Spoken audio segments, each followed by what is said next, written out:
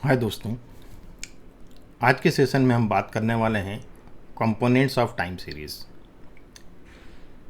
तो आज हम देखते हैं कंपोनेंट ऑफ टाइम सीरीज़ में सबसे पहला कंपोनेंट है सेकुलर और general trend. A general direction in which something is developing और चेंजिंग। एक जनरल डायरेक्शन में चीज़ कैसे डेवलप हो रही है और चेंज हो रही है, ये चेक करने के लिए हम सेकुलर जनरल ट्रेंड की बात करते हैं। ठीक है। दूसरा जो इसका कंपोनेंट है वो है सीजनल वेरिएशंस। अ पीक और deep which is seen in a time interval. किसी टाइम इंटरवल में कहाँ निचला स्तर आया उसका, कहाँ वो हाई पे है, कहाँ लो पे है, ये चीज़ हम सीजनल वेरिएशन के थ्रू चेक करते हैं। ठीक है। ये क्वार्टरली भी हो सकता है, ईयरली भी हो सकता है ना, मंथली भी हो सकता है, शॉर्ट टर्म होता है। अब नेक्स्ट आता है साइक्लिक वेरिएशंस। ये लॉन्ग टर्म होते हैं, 5 साल, 10 साल, 20 साल के ड्यूरेशन में से चेक किया जाता है। The long term movements that represent consistently recurring rises and declines in activity में जो एक लंबे समय में जो भी साइकिल बन रहा है वो साइक्लिक वेरिएशन होता है। और इसका फोर्थ जो कंपोनेंट होता है, लास्ट कंपोनेंट है irregular variations. The uncontrolled situations which arise due to which the values changes. मतलब ये कि वे सिचुएशन जो हमारे कंट्रोल में नहीं है, रॉइट्स हो गए तो उसके कारण कुछ वेरिएशन आया हुआ, या कोई पेंडेमिक हो गई उस कारण से, या कोई बर्ड फ्लू वगैरह इस तरह का कोई आ गया तो आपके चिकन वगैरह की सेल कम हो गई, इस तरीके से। तो ये जो सब चीज़ें हैं, इस तरह के जो इरेगुलर वेरिएशंस कहलाते हैं, अनकंट्रोल्ड होते हैं, और इसमें इरेगुलरिटीज़ भी कई बार आती हैं थोड़ी बहुत। ठीक है ना। ये सब, तो ये 4 कंपोनेंट हमने देखे। पहला सेकुलर ट्रेंड, दूसरा सीजनल वेरिएशन, तीसरा साइक्लिक वेरिएशन, और चौथा इरेगुलर वेरिएशंस ना। ये 4 मेजर कंपोनेंट होते हैं टाइम सीरीज़ के। अब बात हम करें कि ये टाइम सीरीज़ को डिकम्पोजिशन कैसे किया जाता है। कंपोनेंट तो पढ़ ली है, अब डिकम्पोज कैसे करेंगे। एक टाइम सीरीज, आपके पास एक डेटा है, उसको डिकम्पोज करना है अलग अलग कंपोनेंट में, है ना। आपको ट्रेंड अलग करना है, सीजनल वेरिएशन अलग करना है, साइक्लिक अलग करना है, इरेगुलर अलग करना है। डिकम्पोजिशन तो ज़रूरी है, तब तो आप उसका एनालिसिस कर पाएंगे, अदरवाइज थोड़ी कर पाएंगे। बिना डिकम्पोजिशन के कैसे कर लेंगे। तो वही चीज़ अब हम देखेंगे। So we shall think of the time series YT as comprising 3 components. अब हम यहाँ 3 कंपोनेंट की बात कर रहे हैं। अब बोलेंगे पीछे तो आपने 4 कंपोनेंट बताए, यहाँ 3 है, वो भी क्लियर करता हूँ। पहला है सीजनल कंपोनेंट, है ना, जो मैंने बताया कि सीजनल क्वार्टरली भी हो सकता है, मंथली भी हो सकता है, ईयरली भी हो सकता है, शॉर्ट टर्म रहते हैं।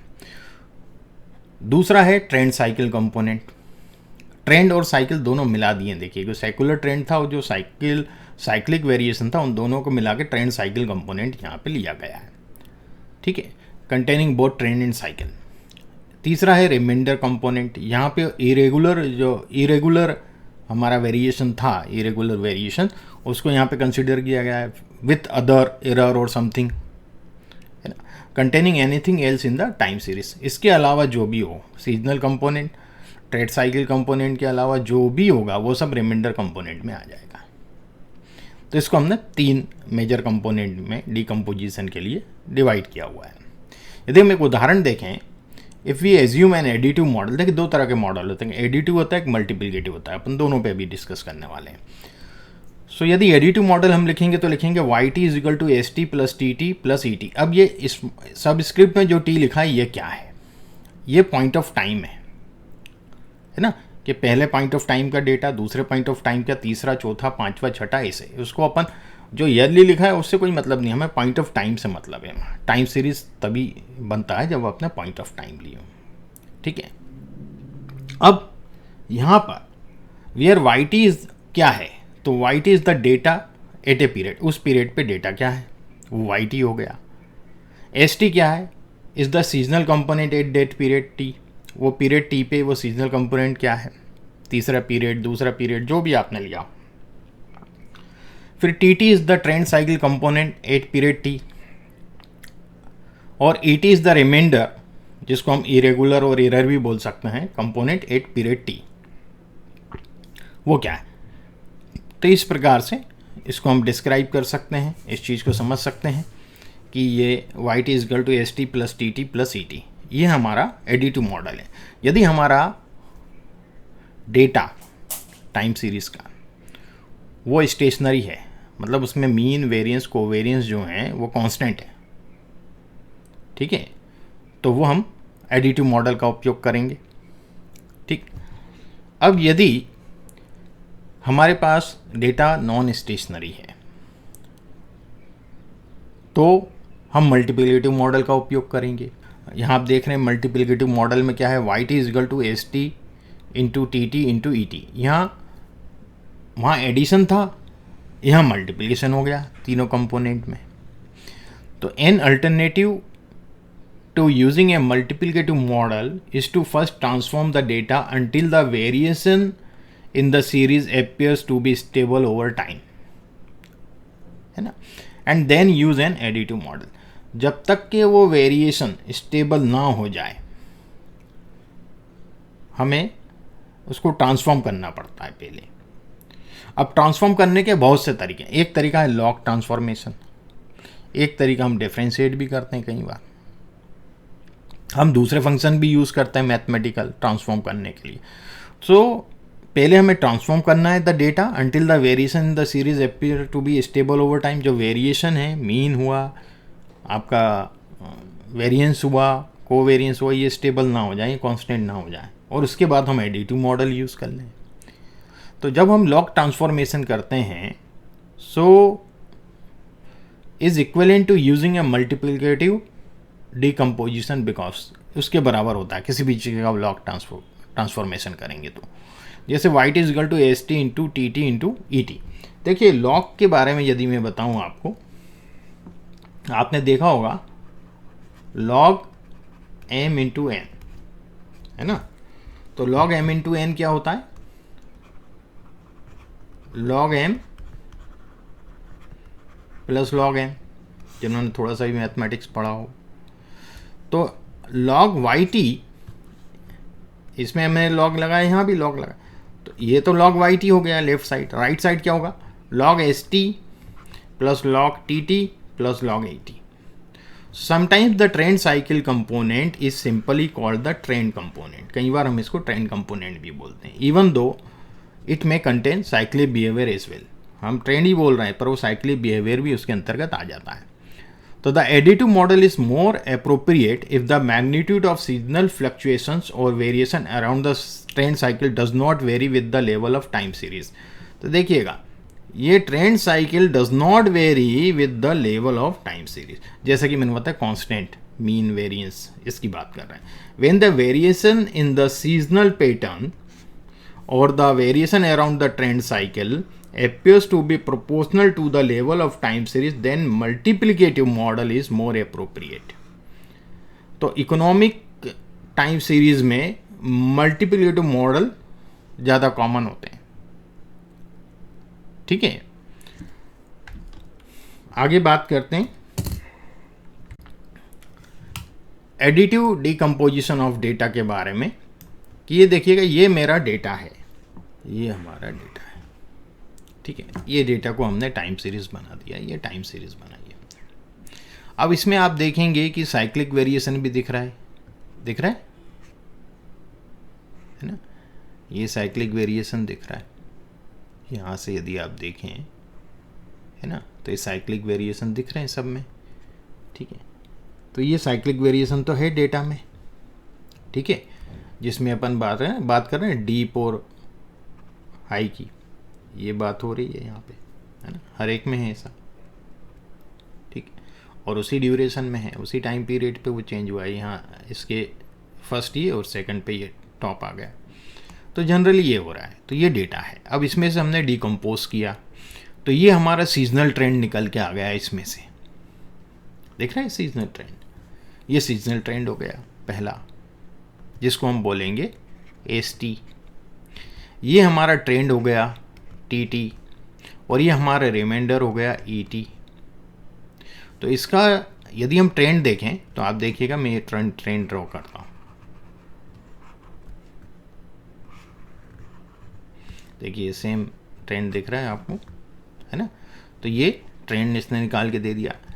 ये ईटी जो है एरर और जो इरेगुलर वेरिएशन है वो यहाँ सब आ गए हमारे, ठीक है। किस में कितना था, कहाँ इरेगुलरिटी ज़्यादा थी, कहाँ कम थी, ये इसने बता दी ईटी।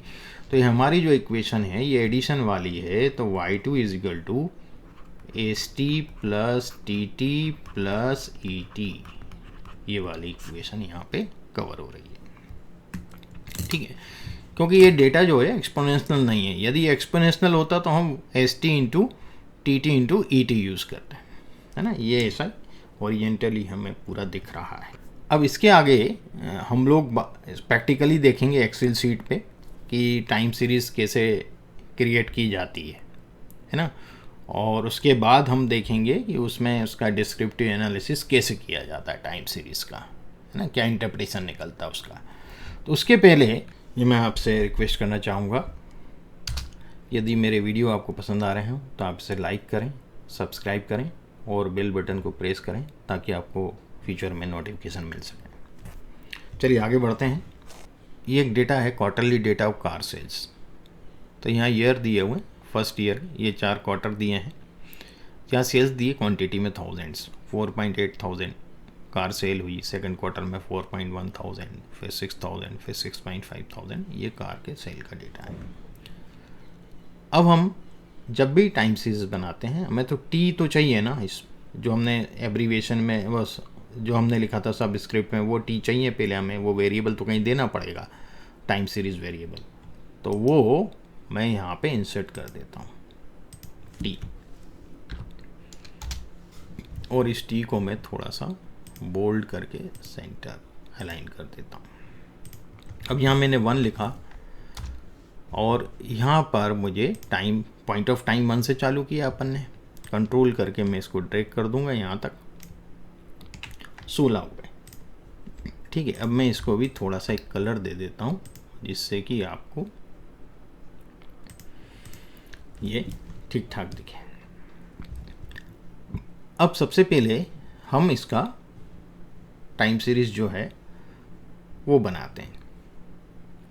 देखिएगा, मैंने इसको सिलेक्ट किया, इंसर्ट पे जाना है और जो लाइन वाला है, सॉरी, यहाँ पर आपको क्लिक करना है और इसको लेना है, लाइन विथ मार्कर्स, ये आपने ले लिया। अब यहाँ क्या हो रहा है कि ये 1 2 3 4 पॉइंट ऑफ टाइम दिए, पर मैं चाह रहा हूँ कि मेरी टाइम सीरीज़ का जो ग्राफ मैंने बनाया है, यहाँ फर्स्ट ईयर उसकी क्वार्टर ऐसे लिखा हुआ है, तो मैं इसको अच्छे से एनालाइज कर पाऊँ इन फ्यूचर। तो इसके लिए मुझे क्या करना है, कुछ नहीं करना है, इस पर क्लिक किया और सिलेक्ट डेटा पे जाना है और यहाँ एडिट करना है। एडिट करने के लिए मैं यहाँ क्या करूँगा, इसको यहाँ से सिलेक्ट करूँगा यहाँ तक और ओके कर दूँगा। ये देखिएगा, ईयर 1, ईयर 2, ईयर 3, ईयर 4, ये मेरा टाइम सीरीज़ बन गया है अभी, ठीक है। मैंने डेटा को यहाँ ड्रॉ कर लिया है। अब मैं इसमें आगे एनालिसिस, आगे टाइम सीरीज़ का मॉडल क्रिएट करेंगे हम लोग। वाई निकालना है हमें, तो अभी हमारे ये वाई तो आया नहीं है। ये जो हमारा वेरिएबल है इसको लिखेंगे हम वाई टी, ये हमारा एक वाई टी कहलाएगा एक्चुअल जो है। और इसको मैं सबस्क्रिप्ट में लूँगा, देखिएगा कैसे सबस्क्रिप्ट करना है, कर दिया मैंने। और इसको सेंटर में लेके और बोल्ड कर दिया मैंने, और इसको थोड़ा सा बढ़ा भी देता हूँ जिससे आपको दिखे सही, ठीक है। ये हो गया। अब मुझे इसको मैं रेड कलर कर देता हूँ, ठीक है। मूविंग एवरेज मैं लूँगा, क्वार्टरली है तो 4 पॉइंट ऑफ टाइम का मूविंग एवरेज लूँगा, है ना। ए में 4, ये मैं मूविंग एवरेज लूँगा। अब मूविंग एवरेज मुझे 4 का चाहिए, इन 4 के सम का मूविंग एवरेज, फिर इधर से यहाँ तक के 4 का मूविंग एवरेज, है ना। इस प्रकार से मुझे यहाँ चाहिए। तो देखिएगा इधर तो मुझे ऊपर कुछ है ही नहीं, यहाँ नहीं मिलेगा, यहाँ नहीं मिलेगा, यहाँ मैं थर्ड पे ले रहा हूँ, पहली वैल्यू में थर्ड पे लिख रहा हूँ, थर्ड क्वार्टर पे। तो देखिएगा इज़ इक्वल टू एवरेज, क्योंकि इवन नंबर है ना, 16 हमारे पास डेटा पॉइंट्स है, तो इवन में थोड़ा सा दिक्कत होता है, तो इसको दो तरीके से करना रहता है हमको। तो पहला तो हम मूविंग एवरेज निकालेंगे, फिर सेंटर मूविंग एवरेज निकालेंगे। तो इसमें मैं यहाँ से यहाँ तक का सम ले रहा हूँ पूरे 4 क्वार्टर का, और मैंने यहाँ लिख दिया, और इसको मैं यहाँ तक ड्रॉप कर लूँगा, और ये मेरे पास हो गया। पर जो लास्ट वाला है देखिए, ये तो ठीक है, यदि यहाँ क्लिक करो तो यहाँ से स्टार्ट हुआ है। ओके, नेक्स्ट वाले पे देखेंगे तो आपको ये भी दिखा देता हूँ, ये यहाँ से 4 है। इस प्रकार से हमें सब मिल रहे हैं, ठीक है। लास्ट का यदि हम देखें तो लास्ट वाले पे क्लिक कर रहे हैं तो ये एक इधर जा रहा है ब्लैंक, तो हम इसको डिलीट कर देंगे। अब हम यदि ऊपर देखें तो हमारे पास 2 जो हैं वो ब्लैंक है, और नीचे हमारे पास एक ही ब्लैंक है। तो हमें ये नीचे भी 2 होना चाहिए, सेम होना चाहिए, तब तो हम प्रॉपर यहाँ पे एक ट्रेंड लाइन ड्रॉ कर पाएंगे इसकी। तो हम क्या करेंगे, सेंटर मूविंग एवरेज निकालेंगे। ये भी मैं 4 ही इसलिए लिख रहा हूँ कि हमने क्वार्टरली के हिसाब से लिया, हालांकि ये 2-2 का होता है। तो आप देखिएगा मैं यहाँ क्या करने वाला हूँ, इन दोनों का एवरेज यहाँ लिख दूंगा।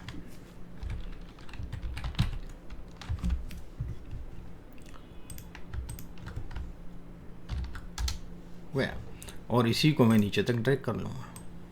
यदि मैं यहाँ तक ड्रैग करता हूँ तो यहाँ देखिएगा ये इन 2 का बता रहा है, तो इसको भी हमें डिलीट मारना रहेगा। तो अब क्या हुआ, यदि इसको देख रहा हूँ तो यहाँ ख़त्म हो रहा है। तो अब देखेंगे आप तो ये 2 जो है ये, और 2 ही यहाँ हो गए। Got it. अब हमें यहाँ पर मूविंग एवरेज की एक ट्रेंड लाइन यहाँ ड्रॉ करेंगे अभी, मूविंग एवरेज।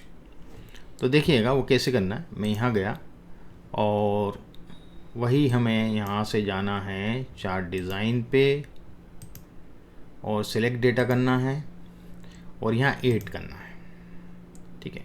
8 करने के लिए यहाँ मैं क्या लिखूँगा, नाम देना है सीरीज़ का नेम, तो CM4 दे रहा हूँ, ठीक है।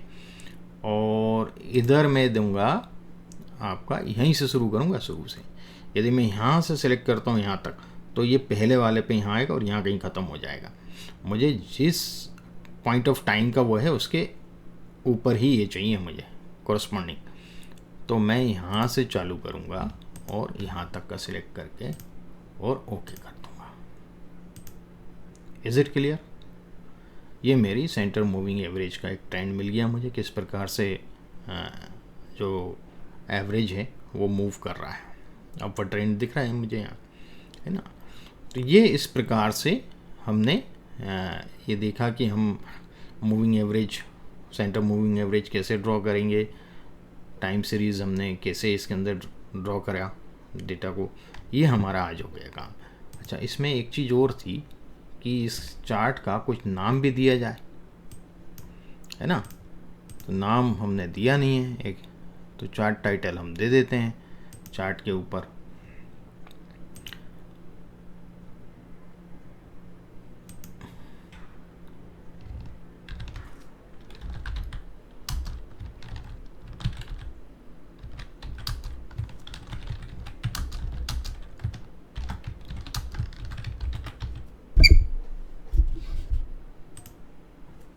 Time series chart of car sales, ये हमने इसको नाम दे दिया। और आप चाहें तो इसको थोड़ा सा कलर चेंज कर दें, क्लियर देखिएगा। हम इसमें अब आगे देखेंगे कि इसमें जो हमारा ये वाईटी है और हमारा जो ट्रेंड जब हम क्रिएट करेंगे वो कैसे बनेगा इसके ऊपर, है ना। ट्रेंड लाइन जो फाइनल हमारी बनेगी, जो प्रेडिक्शन आएगा वो किस प्रकार से आएगा। और हम फोरकास्टिंग भी देखेंगे उसके बाद कि फोरकास्टिंग कैसे आएगी। तो वहीं मैं आपको डिफरेंस भी बताऊंगा प्रेडिक्शन फोरकास्टिंग में क्या डिफरेंस होता है, ठीक है। तो मेरे ख्याल से ये सेशन आज हम यहीं वाइंड अप करते हैं, और नेक्स्ट सेशन में हम इसी शीट को आगे लेके जाएंगे और भी कैलकुलेशंस देखने वाले हैं इसमें। और यदि आपको मेरे वीडियो अच्छे लग रहे हैं तो आप इसको लाइक करें, सब्सक्राइब करें और बेल बटन पर प्रेस करें ताकि आपको मेरे आगे आने वाले वीडियोस का नोटिफिकेशन मिल सके। Thank you.